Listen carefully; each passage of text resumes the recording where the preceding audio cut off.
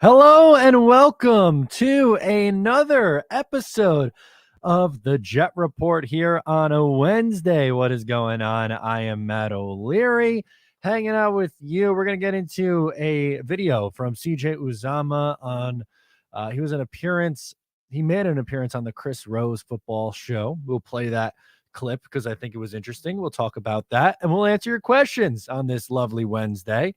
I want to first say my bad for yesterday. If you listen to this in audio form, they got away from me and was not able to get the audio form version of this live. So that's on me. Hand up, my fault. I take full responsibility for that. And also, we have a very exciting versus game going on right now. I pinned the link to play in the live chat. So if you want to get involved, you can hit that button, hit the link, and you can play. It's so simple. All you have to do is answer a yes or no question. And my question this week is, will Mike White throw for 2+ touchdowns? Yes or no against the Minnesota Vikings? You can get in on the action and play a whole ton of games over there on Versus. It's a ton of fun. I've done a bunch of Jets games over there. It's a good time. So make sure you check that out. All right, let's get into it. Let's see the video of CJ Uzomah on with Chris Rose talking about the Jets quarterback situation. Did you even know that he had said, when asked about, did you feel like you let the defense down? He goes, no. Did you know about that had happened? Right when it happened, I think everyone knew that it happened because it came out pretty quick on social media. When that happens and you're a guy you're a leader, did you go up to him? Yeah, I didn't go up to him. So I texted him later that night, and then Monday after we had film, I texted him, and then I texted him on Tuesday night, just like, hey man, like obviously you rubbed the team the wrong way. Just I'd say something if I were you, like whatever. Just kind of address it, and he did. But he texted me early. I said, hey, yeah, I'd already planned to say something. I'm gonna say something today, during, after Salah has talks, and I was like, after Salah talks, we usually don't have a team meeting. So then I already kind of antennas were up, and then Salah had made his announcement, and then the coaches left, and then Zach addressed the team, and that was big of him. That was that to me, especially after Salah said, hey, we're gonna make a change for right now. Just getting up there, very emotional, rightfully so. I would have been emotional, and I'm not like you said, the number 2 pick, the franchise player. And yeah, he apologized to the team, put the onus on himself and on his shoulders, and yeah, that was a crazy couple of days.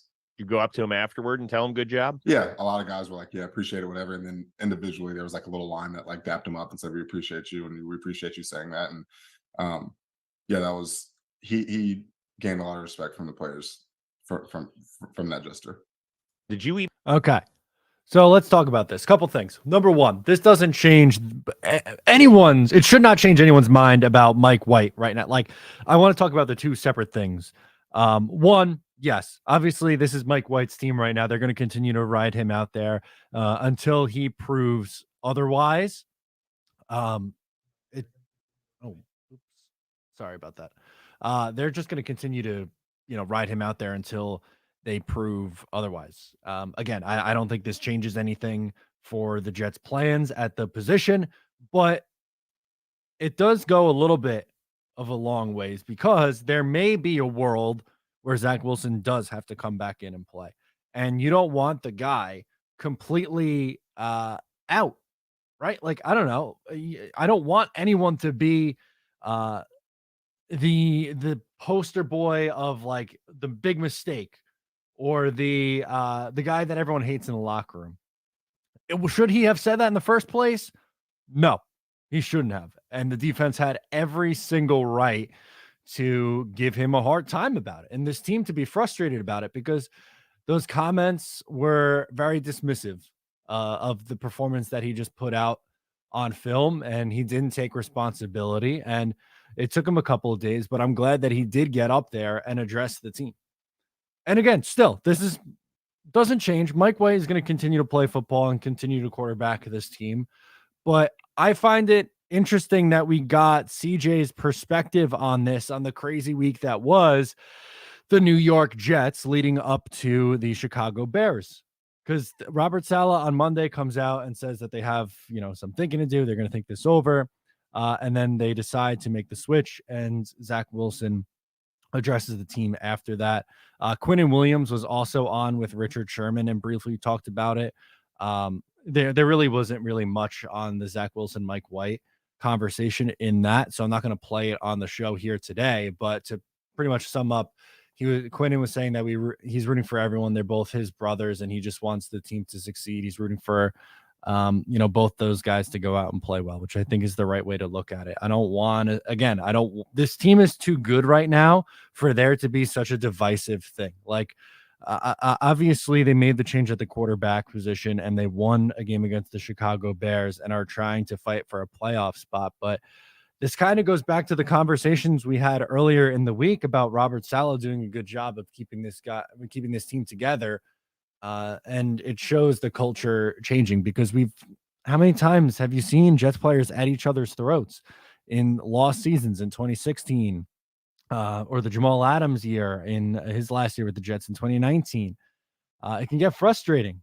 It can get extremely challenging in those spots. But what we were able to get out of this from CJ, who's a leader on the team, I enjoyed. The last line of this really jumped out to me when he's saying he gained a lot of respect from the players because he needed to earn that back. Let's be honest. He lost it by how he handled the situation after the Patriots game. That conversation of or that interview with the media and him shooting down that response looked bad. There's no way around it. So he needed to do something like this. I'm glad that it happened because, again, there might come a day and time where he has to get back out there on the field, and you want to be able to trust him, and you want this team to be able to trust him. So I'm glad that something like this happened. Was it too little, too late? Oh, a little bit. Yeah, it should have been 3 days earlier, but I'm glad this doesn't seem to be a pestering issue. I'm hoping that it doesn't become an issue with this team, and I don't think it will, because they have leaders like CJ Uzomah, and on the defensive side of the ball, they have the veterans there too. But offensively, I think Uzomah's really been a big leader on this team. I know production-wise, he hasn't had a stellar season, but just the steady presence that he brings, I think is an important one. So let's open this up to your questions. We're going to hang out here for the next 45 minutes or so. We can get into Jets Vikings as well, if you guys want, and your reactions to these comments in here. Oreo says, serious question, Matt. Why is Green Bean so high on Ty Johnson? Am I missing something? He is also a big fan of Jess Smith. I need answers. Oh, that's funny. Yeah, Green Bean has said that he is rooting for the Jets. He's nervous about those guys, but he is rooting for those guys. That's great. Green Bean likes football players. Ty runs tough. Some same reason he liked P. Ryan. Here we go. Mike Snow White, mirror on the wall. Oh my God, this is a really long one. We're just gonna call you Mike Snow White. Says, I really hope that team genuinely supports Zach, even with his mistakes. Yeah, I want them to be a tight-knit unit. Again, if it's Mike White, great. If he continues to play well, okay. But if there is a spot where Zach Wilson has to come back in, and with what Robert Saleh said, it sounds like they've, at least as a unit, are anticipating that at some point Zach Wilson might step back on the field. He has to have that respect. Rich says, I really hope he can get it together. Me too. I really hope that they can get it together. Sim says he's been a little more accepting of him this year. Correct. Yeah, Green Bean's a popular subject today on the program. Gotta love it, man. Yeah, we on Talking Jets last night. So on Jets Talk 24/7. If you don't know, every Tuesday it's me, Ryan, and Green Bean. And we talk Jets for 2 hours, answer super chats and stuff like that. And we had to give credit to our guy, Ty Johnson. For me, it was never, and I think Green Bean even said this too, it wasn't so much of Ty Johnson as a runner. It's some of the other things like the pass blocking and catching out of the backfield. So If he can improve on that, great. What do you think about the Mike White, Kurt Warner comparisons? I would love for that to be the case. I would love for Mike White to come in and be Kurt Warner. That would be unbelievable. I'm not going to do that yet. I think he's got to show it, a little bit more consistently before I jump to that point. But um, that would make our lives a lot easier if they just found a franchise quarterback and someone who's as good as Kurt Warner. The Forever Puddle's hanging out with us today. He says, I think the Vikings are fool's gold. Ooh, Sauce and DJ versus Justin Jefferson will be the test. Their defense is horrible. I want to see Garrett and Elijah feast. Everyone want to be like Mike. Yeah, it's really two opposite teams facing off against each other in the Minnesota Vikings and the New York Jets. Because with the Jets, they are this really dominant defense that's built on their pass rush. And they are able to have a couple of really good corners out there. And they're a very, very strong unit, where the Vikings are this high-powered, potent offense with two stud wide receivers, a great running back, and a quarterback who's good at distributing the football. So it's going to be a battle of who comes out on top. Is it going to be the defense or the offense that wins? And I think the Jets offense should be able to, in theory, do enough against this Vikings team. I think the Jets can win this one in Minnesota. It should be a ton of fun. Oreo asked, should we be rooting for the Pats? If the Bills lose, Miami lose, and we beat the Vikings, would be in first and in control of our destiny. Thoughts? You sounded doubtful of our team to get it down. You sound doubtful of our team to get it down, Matt. I don't think necessarily. The reason why I tend to think Buffalo is because of not Miami, excuse me, New England having the tiebreaker against the Jets. That's a really, really tough one. Obviously, like, you can make cases for either side, but the New England Patriots winning both the games against the Jets, if they finish with the same record, that's going to be incredibly, incredibly difficult. And I think the most likely of paths is through a wild card spot. It's not. Look, the division is still up for grabs, so we'll play it by ear. And if tomorrow the Bills end up losing, and we could certainly spin it into it being a positive for the New York Jets. I think, like I said, I think you can make a case on really both sides. Brian says, I don't get why people are so salty about a quarterback change. If someone does their job better than you, it's their job now. That's the NFL. It's always been like that. Yeah. And we talked about Zach probably needing to be humbled a little bit, and this could be just that. And if Mike White continues to play well, it's going to be his team going forward. You don't make that switch until things start to go poorly, because I don't know how you're going to be able to pull the plug on this in a week. Let's say if Zach Wilson figures it out in practice and Mike White goes out and wins a game in Minnesota, is Zach starting against Buffalo? I don't know. That seems a little impractical to me.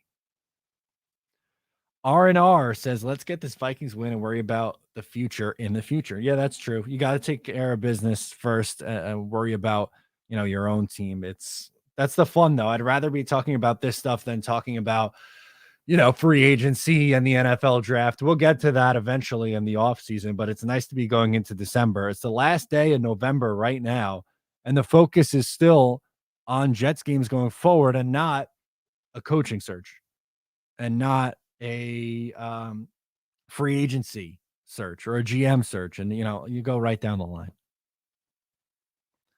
Kingston says, 100 in the chat, only 14 likes. Let's get those likes up. Yeah. Drop a like in the comments here or on the video. How come the Jets are always a quarterback away? Do you find it as annoying as I do? It's incredibly frustrating, a Jake Asman fan. It's I don't know. Life is a lot easier as a football fan with knowing who your quarterback is for the long term. And Jets haven't been able to find one consistently. Liam says, time of possession will be very important in this game. I agree. I think that the Jets are going to have to come out and try to run the ball in this one. And with Michael Carter potentially banged up, I would expect Bam Knight to be active in this one. I would think he, after a performance that we saw on Sunday, where he had over 100 all-purpose yards in his first career game, starting a regular season game, he's got to play again. Adonis says Vikings are gonna fold. Don't forget those impressive team wins: Steelers, Dolphins, Bills. We can hang with anyone. I do think the Jets can hang with anyone. And I probably will pick the Jets to win this game. I think it's just going to be a tight one. I think it's, a field goal, 4-point game. It'll be a one-score game at the end. Rich says, can't believe how great we've played this year. It's really a 180.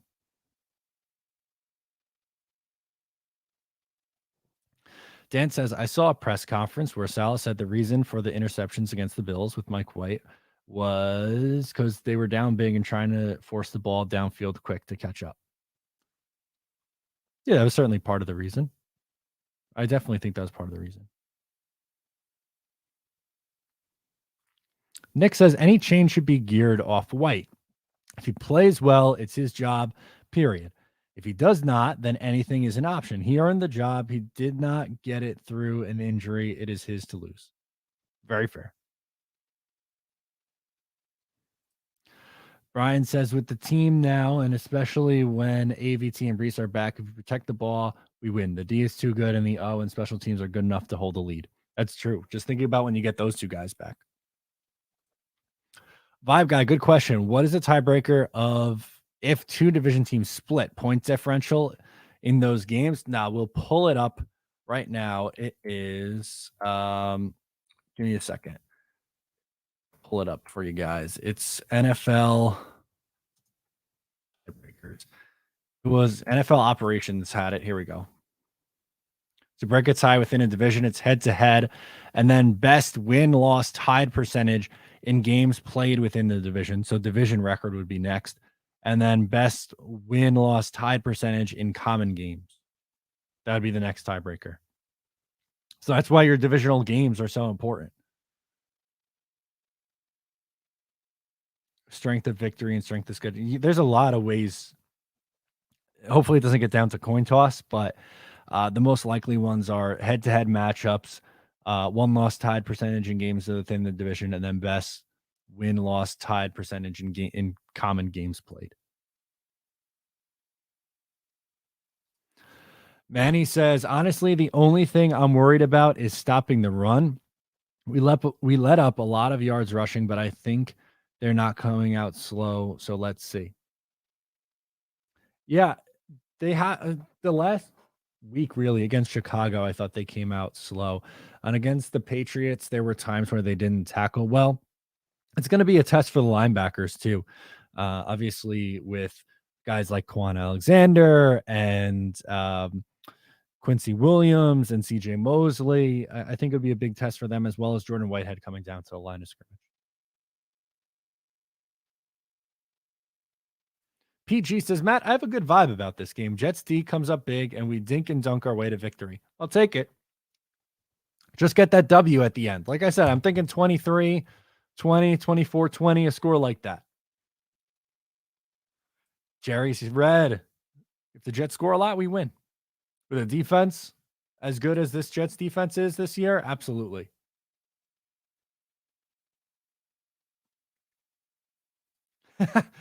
Tie should come down to best looking quarterback. We would beat everyone. That's true. Josh says, Matt, I feel like you and Jake are great with this content stuff. You guys keep it real, and I feel like you two still support Zach even after this mess, but still gives him deserved criticism. Yeah, I very much, and Jake does this as well, but I could speak for myself. I really try my best to just stay level-headed and try to stay and give rational takes. Obviously, as a fan, I'm going to have my biases and I am going to get things wrong, but my stance on the quarterback situation right now is that Zach lost it due to poor play and he was a little immature, and Mike White's going to get his shot now. That's not to say that Zach will never step on the football field again. I don't believe that to be the case. I think eventually he gets back on the field, but I think he needed this learning experience. It was either going to be your two choices were sit him or start him on a short leash. They decided to go with sit him, which I think you could make a really good case for. And it worked because Mike White won the game and played really well. So you're right, Josh. Raw Power says need to make Captain Kirk uncomfortable. Hits and pressures. Yeah, he's prone to some mistakes. I think we pulled it up yesterday, but I'll do it again here. There were a few games already this year where he's thrown multiple interceptions. He had 3 against a really good Philly team, and then he had 2 against a really good Buffalo defense. So he's can throw interceptions. And with the Jets' pressure, I think they'll be good. I think they'll be able to survive.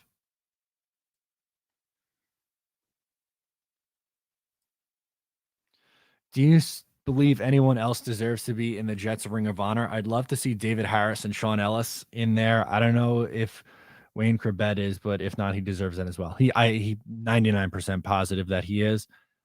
David Harris, I think, should be up there. Sean Ellis, I also think should be up there. I'm a huge Sean Ellis fan. He was just steady. He was a really good football player on this team for a long time. Was he a superstar? No, but he was a very damn good football player for a long time. There's got to be a Ring of Honor list. It has to be.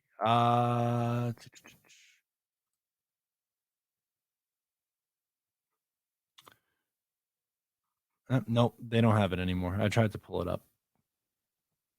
Here are some names for you. Eubank Hill, Martin Maynard, Namath, Grantham, McNeil, Philbin, Toon, Walker, Klecko, Guess, and Alliance. Obviously, this one hasn't been updated in a little while here. Maybe this will give the whole one. Obviously, DeBrickashaw, Mangold, and Revis were all in there. Green Bean will tell you that Mo Lewis also deserves it, and I think you can make a case for it. Is it going to give me a list here at the end? No. I'm not going to read the whole article here for you, but I think those guys who you just listed are obvious choices as well. Jets are undefeated when we score 17 or more. We should be able to do that. Wasn't 22-17 the score of the game, the first game against New England?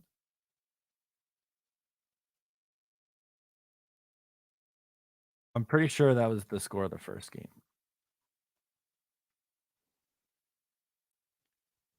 Yeah, 17. So they are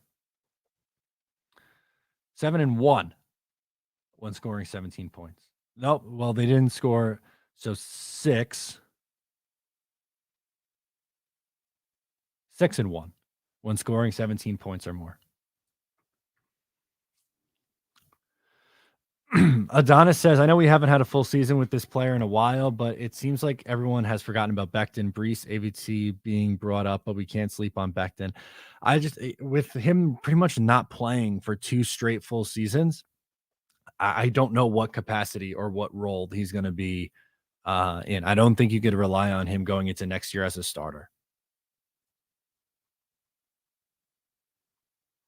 Buffalo's in here. What's up, Buffalo Jet fan? Go Jets.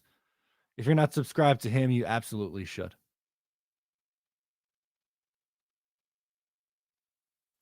Jets are undefeated when they score more than their opponent. What's your source on that, Christopher Sullivan?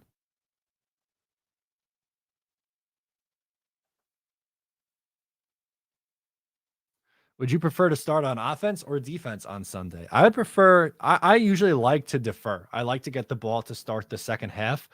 So I'd put the defense on the field. I'm comfortable with that. Again, like I said, I know that Minnesota has this high-powered offense, but use your strength.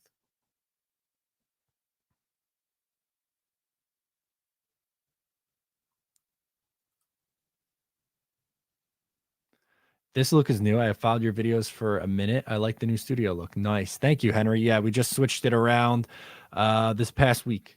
So this is new. The signs from Athlete Logos, they just sent that. We switched the Jets neon to the other side. Hang on, sorry, the reverse camera is is doing me tough. And then for the holidays, we have the Christmas garland up. So we have a couple nice looks. Does anyone have the data on how Mike White did under pressure last year? Great question. I'd imagine there's got to be data on it.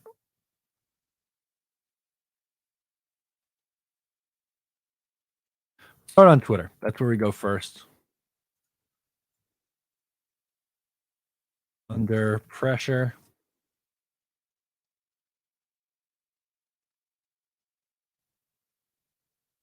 Well, it was pretty good last year.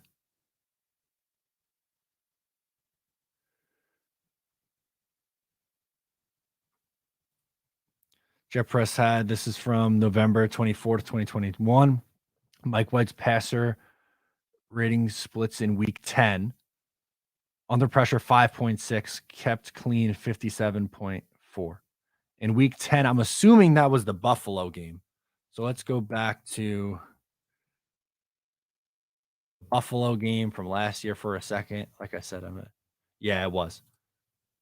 So he struggled under pressure last year against Buffalo, but there were times where he looked good under pressure. I don't think with only 4 starts, it's going to be hard to have any kind of like reasonable data on it. Yeah, if 44 attempts, 251 yards, 4 picks, 33.4 rating.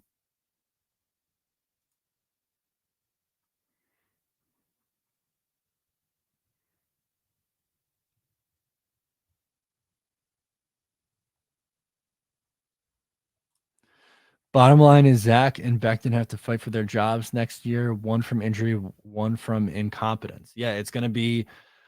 I definitely think there's going to be a battle. Brian says Jamal should be in the Ring of Honor or Ring of Fame because if it weren't for him, we wouldn't be able to flip this team so quickly. Good point. Yeah, Forever Puddle says the Buffalo week was bad. They really took advantage of him. They did. The Buffalo one was really bad. Outside of that, he was okay in the other games. So yeah, that Buffalo one was rough though. They blitzed like crazy, and then I mean they blitzed Zach like crazy too. In week 18, I think Zach was hit like 11 times, something like that. Oh, who would you pick in a survivor pool? Buffalo, Cleveland, or Seattle? Is it straight up or against the spread? Because if it's straight up, I'm thinking Seattle. And I would probably still lean Seattle, but it's a bigger point spread. I think it's like 7.5. Seattle's favored by over the Rams. Caesar says beating Brady in the playoffs still one of my best days as a New York Jet fan. Ellis was a huge part of that. He always played his best, seemingly, against the New England Patriots, especially in the playoffs. Man, he was a very underrated Jet, in my opinion. We'll pull up because we got some time. We absolutely have time for some Sean Ellis love on a little Wednesday afternoon. Yeah, he was a 2-time Pro Bowler in 2003 and 2009. He had 2 double-digit sack seasons early in his career, but just gave you steady production. Was good against the run. And then the playoffs, there's got to be a playoffs one too, right? Or maybe if you switch it here. He had 2 sacks in 2010. He had a sack in 2009 in the playoffs as well. And if you want to go splits for his career, in 21 games against New England, he has 12 sacks. Impressive. 12 sacks, 5 quarterback hits, 8 tackles for a loss, 74 tackles, 2 forced fumbles, and a fumble recover. He played his best on the biggest stage with the bright lights. Good stuff.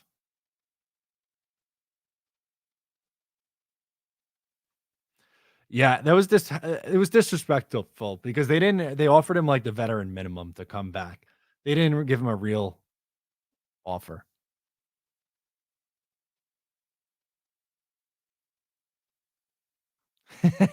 I don't think I have it in me to do the show on the road. Green Bean, how he did it was truly, truly special. He's one of a kind. Um, yeah, I don't know how he was able to do it. With the internet, that would drive me absolutely nuts. Yeah, I saw this earlier. A report saying that Brady could return to New England and finish his career there. I think that bridge is burned, man.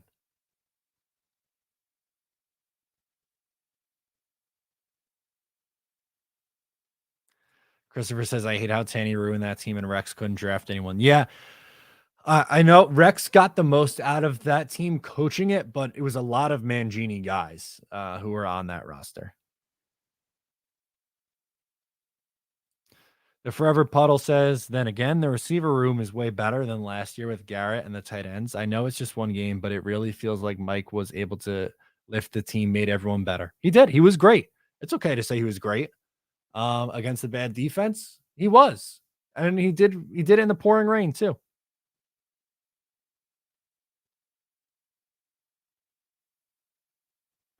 Ooh, I like this idea, John. Matt, you should make some channel-based drinkware for all of us who like to have a few beers on game day. That is a good idea. I'm going to look into that, John. Justin's hanging out with us. What's up, man? He says, happy Wednesday, everybody. Love seeing the mic'd up episode with Salah and then the clip of Uzomah talking about Zach. The team ain't giving up on him, and neither should we. Let's keep winning. Exactly. I like this take, Justin. And the video, I'm not going to play it on here because I don't want to potentially get demonetized because the Jets stuff, if they clip it and put it on YouTube, then I'm going to get flagged for it. But if you haven't seen the video of Robert Saleh, there's a 6-minute video of Robert Saleh going nuts on the sideline, mic'd up. He had me wanting to run through a brick wall. This guy is just an excellent motivator. And he's really developing as a game manager, as a coach. So I love it. David says, in my opinion, Zach seems to think he has to throw the ball 300 yards to throw for 300 yards. That's true.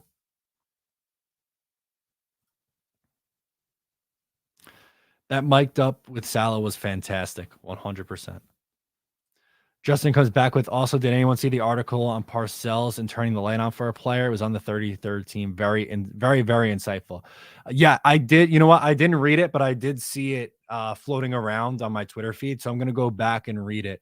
I would be curious to see what his take on that is. The 33rd team really does a lot of awesome stuff. It's actually, ironically enough, Mike Tannenbaum runs it, or he's a big part of it. For my old job, I did a collaboration with them, did a Twitter Spaces with Mike Tannenbaum, was able to ask him some questions as well. He's a nice guy. He genuinely is a nice guy. So I will go back and read that. Yeah, as Johnny D says about Mike White, it was pouring and the passing was spot on. It's impressive. Caesar says, where are all those Ulbrich haters at? It was always a talent issue. Yeah, that's last year. That's what I tried to put forward. I said, like, look, this is rough, but a talent issue is definitely there. I will say he was starting to lose me on the first 3 games of this year. I wasn't saying he's absolutely gone, but it was frustrating that these issues were persisting when you had more talent. They finally got it in gear around pretty much ever since Quinn Williams went nuts on the sidelines in the second half of that Bengals game onwards. And they've been significantly better ever since then. No shot. We let Quinn Williams walk. Can't replace the production and force in the middle. I'm just saying Mo Wilkerson traumatized me. I hope Quinn Williams doesn't get lazy once he gets his money. I hope not as well.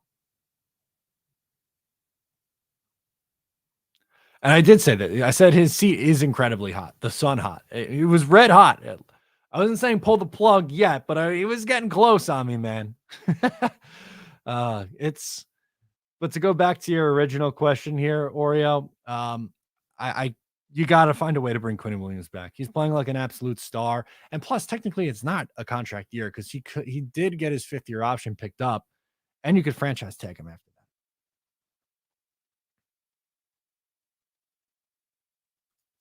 It's nice to see CJ and Conklin getting involved. White will enjoy them again, the Vikings, and using Knight, which will hopefully open up downfield. I think we're in for a Tyler Conklin revenge game. I'm starting him in one of my fantasy lineups this week.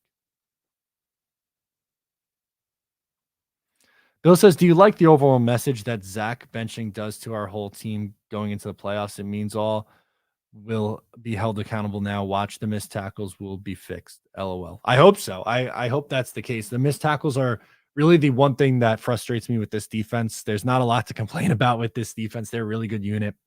At times, their open field tackling is a little bit rough.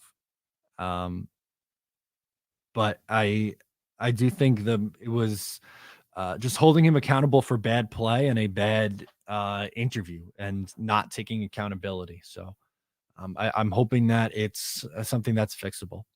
We have time for a few more in here. As a reminder, you can follow on social media at Matt O'Leary NY. If you want to become a member of the channel, you could do that by hitting the join button down below.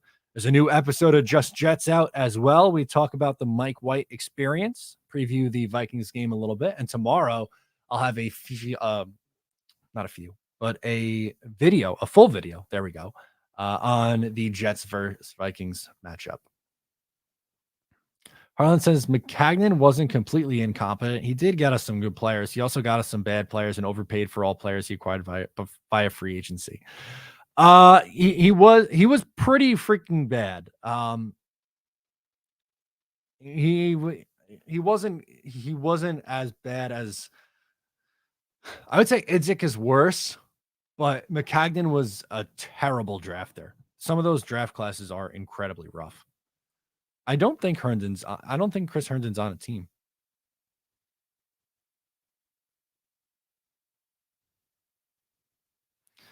Let's go to T. Rivera. He sent in a super chat. Thank you so much for supporting. Matt, first and foremost, love your show. With that being said, I've been a Mike White supporter since the Bengals game. And because of politics, we went back to Zach. Give Mike White time equals franchise, and you haven't hit the OK button. Yeah, I think what happened last year, obviously, we got the stellar Mike White game against the Bengals. He gets hurt.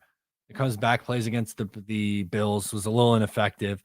But they were always going to go back to Zach Wilson because he got hurt after only 5 games, I believe. 5-6 games. This time's a little bit different because the team's in a spot where they could win games and be a playoff team. If you are a team that's on pace to go out and win 4 games, you want to see the second overall pick. So I don't fault them for going back to Mike White, but now's his opportunity. Mike White has his chance right now. So if he continues to play like he did against Cincinnati and like what he did against the Chicago Bears, then he's going to continue to start football games. Thank you, Caesar, as well for the super chat. He says, get those likes up. Yeah, it takes a second. Just leave a like button before you get out of here for the day. It really helps with the YouTube algorithm. It's a free way to help us content creators out.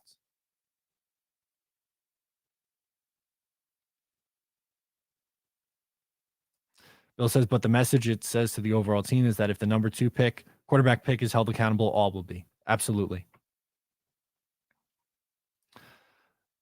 Ken C says, I get him sitting, but there has to be a plan to develop Zach. You can't just throw him away. He's only 23. I mean, what the F are Jet fans thinking here? So dumb. Yeah, look, I think there still has to be a developmental plan. I think Zach will be on the roster next year. I don't think he's going to be cut, or I would be very surprised if he gets traded. So there has to be some sort of developmental plan. For I don't know if I'd go that far, Oreo, but we could do some giveaway stuff. Hey, I gave away something from Ultra Game earlier. What was it, last week? I believe we did a giveaway from Ultra Game. Matt, what's your prediction for the Jets game, and who's your best bet this week versus the spread? Oh, yeah, I think I'm gonna say 24-20 Jets. And for best bets against the spread, man, I'm torn between a couple. I like the Seahawks this week. They're a big one for me. I'm pulling it up some of the spreads right now. I'll go through. Um, Buffalo -4 on Thursday is intriguing. I think they get the job done there. I like Tennessee getting 5.5 against the Eagles. I know the Eagles are a juggernaut team, but Tennessee and Mike Vrabel always seem to play well when they are big underdogs. They have a very good record against the spread. I like the Giants in a bounce back spot against the Commanders. And I also like the Chiefs -2.5. But the best out of all of those, maybe Seattle -7.5. I think they dominate the Rams. The Rams are just so cooked.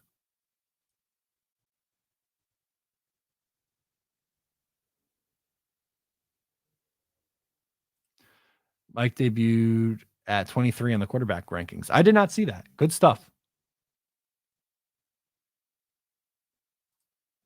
Justin says Zach will be back at some point. When? We'll never know. We never expect Mike White to come back. So let's take it a week at a time. The way Salah is, I trust what they're doing. That's a good way to look at it, Justin. Bill says you run the best podcast, Matt. You let in all opinions. So I'll come here with good takes, no matter it's my view or not. Yeah, that's what I try to look. As long as you're, I think I said this yesterday or earlier in the week. If you're respectful about it, I'll hear you out. I might not agree with you, but I'll hear you out. What do you think about Bo Nix? He seems like a good sleeper late in the first or second round. Is he mocked to go that high? Bo Nix, I feel like he's been around forever. How old? Oh, he's only 22. I feel like his NFL career or his college career feels like an eternity. I don't know where he is supposed to go.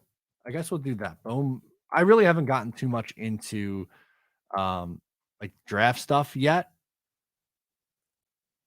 But I think this is a more of a mid-round guy than a first or a second round guy from everything that I've seen from Bo Nix.